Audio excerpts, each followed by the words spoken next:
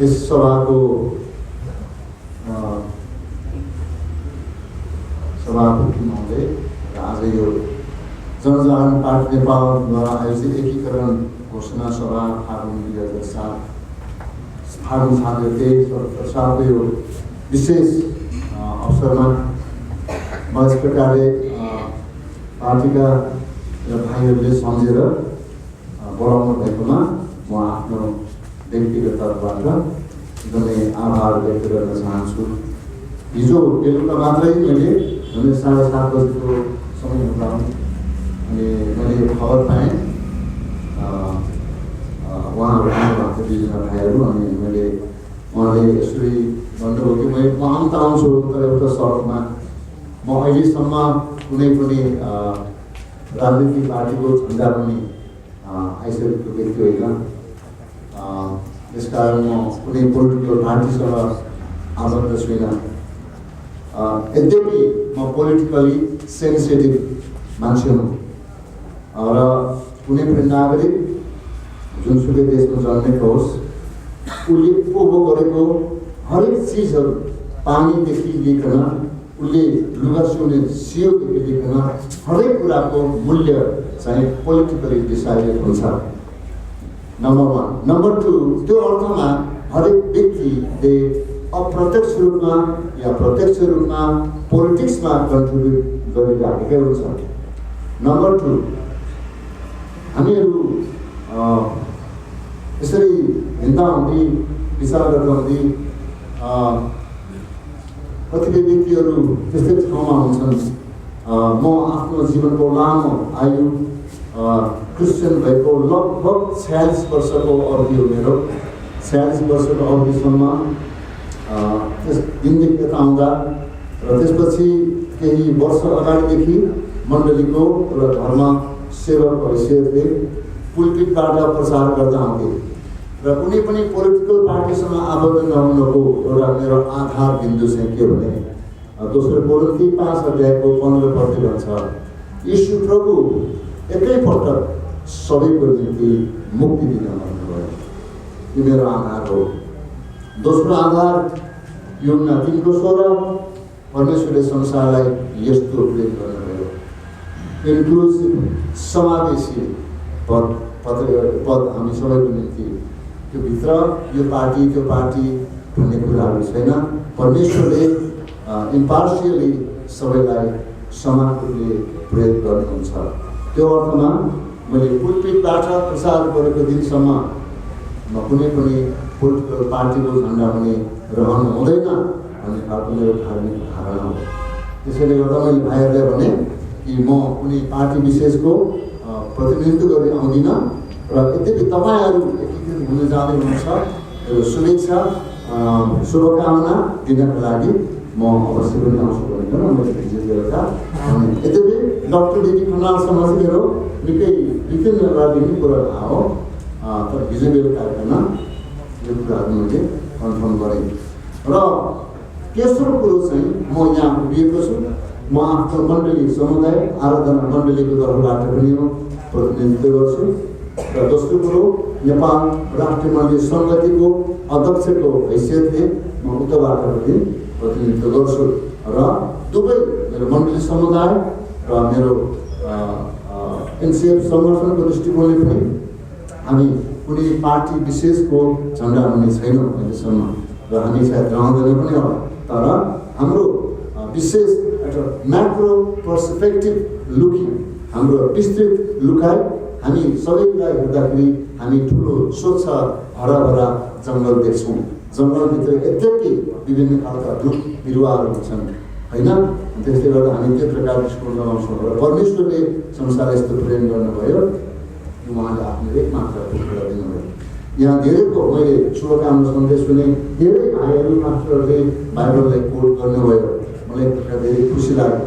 र म तपाईँको अगाडि अब मेरो शुभकामना दिन चाहन्छु, यो शुभेच्छा व्यक्त गर्न चाहन्छु। सम्राट चित्रगुप्तको राज्यमा हामी धेरैलाई थाहा छ। अनि चाणक्य, आचार्य चाणक्य महामन्त्री हुनुहुन्थ्यो। राम्रोसँग सुन्नु होला। अनि यो यो चाहिँ एकीकरण सभामा यो महामन्त्रीको कुरा, यो चाणक्यको कुरा, चन्द्रगुप्त चित्रगुप्तको कहाँबाट कुरा भन्नु होला, यहाँबाट हामीले केही कुराहरू सुन्नेछौँ। र सम्राट चित्रगुप्तको राज्यमा चाणक्य आचार्य महामन्त्री हुनुहुन्थ्यो र महामन्त्री हुँदाखेरि त्यो बेलामा यस्तो खालको समयको घटना घट्यो। कुनै चित्रगुप्तको राज्यको कुनै एउटा गाउँमा चिसोको कारणले शीत लहरले गर्दा धेरै वृद्ध वृद्धाहरू र बालकहरू गरिबहरू मरेको खबर प्राप्त भयो। चाणक्यको महामन्त्रीको कानमा यो कुरा पुग्यो कि राज्यको फलाना गाउँमा यो खालको मान्छेहरू मरिरहेको छ। अनि ती कुराहरू सुनेपछि चाणक्य एकदमै चिन्ता लाग्यो, फिक्री लाग्यो र उनले भन्यो अब यो राज्यभित्र यो नहुनु पर्ने, त्यसैले गर्दा म आज दिनभरि नै यो गाउँभरि प्राप्त हुनेसम्मको म कम्बल सिरक जम्मा गर्छु, कम्बल जम्मा गर्छु।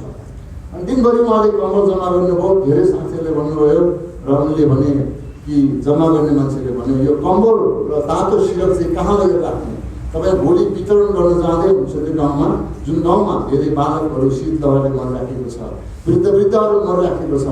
अनि चाणक्यले भन्यो म जुन कुटीमा सुत्छु त्यही कुटीमा गएर लगेर यो कम्बल र यो सिरकलाई राख्नुहोस्, भोलि दिउँसो नगइकन त्यो गाउँमा गएर यो वितरण गर्छु। अनि त्यति भनिसकेपछि रात पऱ्यो। रात परेपछि कम्बल राखेको ठाउँमा अनि एउटा राति चोर बस्न आएछ। कम्बल चोर्नको लागि, तातो कम्बल चोर्नको लागि चोर बस्न आएछ। अनि चोरले काँधमा जति बोक्न सक्ने हो कम्बल काँधमा बोकेर हिँड्न लाग्दाखेरि अँध्यारोमा उसको मनमा सन्ताप लाग्यो, मैले कम्बल चोरेर काँधमा राखेर बाहिर जाँदैछु, कसैले मलाई हेर्दैछ कि देख्दैछ कि भन्ने उसको मनमा डर लागेछ। यताउति सबैतिर हेर्नु थाल्यो। उसले हेरेपछि निकै पर कुनामा चाणक्य चाहिँ एउटा फाटेको सिरक ओढेर सुनिरहनु भएको थियो। अनि चाणक्यले के भन्नुभयो त्यो चोरलाई, महोदय तपाईँ दुःख गरेर यहाँ कम्बल चोर्न आउनुभयो, तपाईँले भन्नुभएको भए तपाईँ जहाँ हुनुहुन्थ्यो म तिनै यो कम्बल पुर्याउन आएको थिएँ, तपाईँ यहाँ किन त्यो दुःख गरेर यहाँ हेर्न आउनु भन्नुभएछ। अनि चोरले यसो गरेर हेऱ्यो, यस्तो खालको महात्मा जम्मा गरेको चिजमा जो कुटीमा बास बस्छ। अनि त्यो दिनदेखि यता त्यो चाणक्यको कुरो सुनेर जो कम्बल फाटेको कम्बल ओढेर बसिराखेको सुतिराखेको छ त्यो पनि कुटीमा, अरूको लागि उनले कम्बलको बन्दोबस्त गरेको छ, आफ्नो लागि एउटा फाटेको कम्बल ओढेर सुतिरहेको अवस्थामा देखेर त्यो चोरको जीवन सधैँको लागि परिवर्तन भएछ। यो मोरल शिक्षा राजनीतिक वृत्तमा के भइराखेको छ के भइराखेको छैन भन्ने कुराहरू हामीले अहिले देखिराखेको छौँ। र शुभकामना व्यक्त गर्दै आउँदै जनजागरण पार्टी नेपाल अब 3 पार्टी एकीकरण भएर भाइहरू आउनुभएको छ। पहिला चाहिँ आफ्नो हृदयको अन्तस्करणदेखि नै भाइहरूलाई शुभेच्छा शुभकामना व्यक्त गर्न चाहन्छु। आउँदो वर्षहरू तपाईँहरूको निम्ति सुखद रहेको होस्। र यो पनि आजको जुन मैले तपाईँहरूलाई उदाहरण प्रस्तुत गरेँ त्यो आधारमा पनि कि म यो भन्न चाहन्छु कि अघि चाणक्यको जीवन देखेर एउटा चोरको जीवन परिवर्तन भएको थियो। आज हाम्रो देशको राजनीतिक वृत्तको उपल्लो दर्जा पुगेका नेताहरू राजनीति गर्ने भनिकन उठेका व्यक्तिहरूको जीवन सामान्य जीवन शैलीबाट हाम्रो देशको नागरिकहरूको जीवन परिवर्तन हुनुपर्छ। त्यो खालको नमुना योग्यको जीवन हुनुपर्छ। अनि तपाईँले अहिले हाम्रो वरिपरि देख्यौँ भनेदेखि चाहिँ अर्को कुरा भनौँ भनेदेखि चाहिँ मेरो प्रार्थना छ कि म जाँदा हुँदी आउँदा हुँदी बस्दा हुँदी प्रार्थना गर्दा हुँदी मेरो एउटा चाहना छ हाम्रो देशको परिवेश हाम्रो देशको परिस्थिति देख्दाखेरि हामीले उत्पत्तिको पुस्तक 39 अध्याय दोस्रो खण्डमा आएर हेर्यौँ भनेदेखि चाहिँ 39 अध्यायको 2 पददेखि 6 पदसम्म हामी हेर्यौँ भनेदेखि चाहिँ परम प्रभु परमेश्वर युसुफसँग हुनुहुन्थ्यो। त्यसैले परमप्रभु परमेश्वरले मिश्र देशमा बेची पठाएका युसुफको हरेक कदम कदममा आशीर्वाद दिनुभयो। मिश्र देशले युसुफको जीवनलाई परिवर्तन गरेर तर युसुफको जीवनद्वारा मिश्र देशको जीवनशैली यहाँको जीवन सबै कुरा परिवर्तन भएको हामी देख्दछौँ। हाम्रो शुभेच्छा छ जनजागरण पार्टीमा जो आज झण्डोत्तोलन गर्नुभयो, 3टा पार्टी यहाँ देख्यौँ भाइहरूको जीवनद्वारा। भोलि उहाँहरू सांसद हुनुहोला, मन्त्री बन्नुहोला, सबै कुरो ठुल्ठुलो मान्छे बन्नुहोला, पार्टी हाँक्नुहोला। यी सबै कुरोको माझमा, यी सबै कुरोको बिचमा परमप्रभु परमेश्वरको डर, परमप्रभु परमेश्वरको भय, अदृश्य परमेश्वरको उपस्थिति तपाईँको जीवनमा हुनु भएन भनेदेखि चाहिँ तपाईँको जीवनमा, तपाईँको प्रयासमा मिश्र देशमा युसुफलाई आशीर्वाद दिने परमेश्वर र मिश्र देशमा आम परिवर्तन ल्याउने परमेश्वरले हामीलाई आशीर्वाद दिन सक्नुहुन्छ। भनाइको अर्थ योभन्दा अगाडि म तपाईँलाई आचार्य चाणक्यको एउटा चोर उपमा दिएँ। त्यहाँबाट हामी सिक्न सक्दछौँ सत्तामा पुग्ने व्यक्तिहरू जति माथि माथि पुग्दछ उनीहरूमा त्यति नै ईश्वरको डर, सेवकको हृदय, सेवकको भावना र इमान्दारीको विचारधाराले सधैँ हामी ओतप्रोत हुन जरुरी हुन्छ। त्यसैले गर्दा मेरो शुभकामना, शुभेच्छा छ कि हामी प्रार्थना गर्छौँ। मैले एक दुईजना भाइहरूले भनेको छु कि तपाईँहरू नेपालको सदनमा, नेपालको सिंहदरबारमा तपाईँहरू युसुफ बन्न सक्नुपर्छ। तपाईँको जीवनशैलीमा तपाईँ चाणक्य बन्न सक्नुपर्छ, जसको जीवनलाई देखेर चोरहरूको जीवन परिवर्तन हुनसक्छ, अन्य अनर्थ काम गर्ने व्यक्तिको जीवनशैली परिवर्तन हुन पर्दछ। मेरो शुभेच्छा छ, शुभकामना छ मेरो भाइहरूलाई। जुन भाइहरूलाई मलाई बोलाउनु भएको उहाँलाई म धेरै लामो समयदेखि हामी उहाँलाई चिन्दछौँ, हामी जान्दछौँ। तपाईँहरूसँग हाम्रो प्रार्थना छ, शुभेच्छा छ। यस्तो समय आउँछ, मलाई तपाईँले यो आजको कार्यक्रमको पत्रमा स्वतन्त्र व्यक्तित्व भनेर भन्नुभएको रहेछ। एकदमै मेरो हिजो बेलुकाको शर्त पनि यो नै थियो कि म स्वतन्त्र व्यक्तित्वको रूपमा त्यसमा आउन सक्छु। त्यसकारण मेची महाकालीको अहिलेको अवस्था तपाईँलाई थाहा छ, उत्तर र दक्षिणको अवस्था तपाईँलाई थाहा छ अहिलेको अवस्थामा। र मलाई आशा र विश्वास छ तपाईँहरू चाहिँ नेपालमा रहेको राजनीतिक दलहरू मध्येमा एउटा दल नभइकन ईश्वरको डर, इमान्दारीलाई प्रयोग गर्ने अर्को मिश्र देशमा पुगेको युसुफहरू हुनुभयो भने नेपाल देशमा तपाईँहरूको लिडरसिपबाट प्रभुले मालामाल आशीर्वाद दिनुहुनेछ। तपाईँले कुनै पनि मूल्यमा, कुनै पनि अवस्थामा तपाईँले इमान्दारीलाई छोड्ने प्रयत्न नगर्नुहोस्। हाम्रो नेपालीमा एउटा कमजोर खालको उखान छ, त्यो उखान के भन्छ, लड्नुभन्दा सिस्नु समाउने बेस। लड्नुभन्दा सिस्नुसँग कति कमजोर उखान छ, तर हामीसँग बलियो यस्तो खालको उखान पनि छ। हे महाराज, मेरो गर्दन सिलाएको हो कि तपाईँको आँखा त्यस्तो हो महाराज, म त्यो रूपको हाँगा चाहिँ बाङ्गो नै देख्दछु। यो खालको इमान्दार तपाईँहरूभित्र हुनुपर्छ। त्यसकारण इमान्दारीले तपाईँलाई नछोडोस्, परमेश्वरको नजरले तपाईँमाथि सधैँ नै राखिरहेको होस् र प्रभुको अनुग्रह तपाईँमाथि सधैँ नै रहिरहेको होस्। अहिलेको काल परिस्थिति भनेको चाहिँ नितान्तै देश एकदम यस्तो खालको अवस्थाबाट गुज्रिराखेको छ जसको वर्णन व्याख्या हामी गर्न सक्दैनौँ। म त कति महिना, कति समय भइसक्यो, कति हप्ता भइसक्यो मेरो घरको टिभी बन्द छ।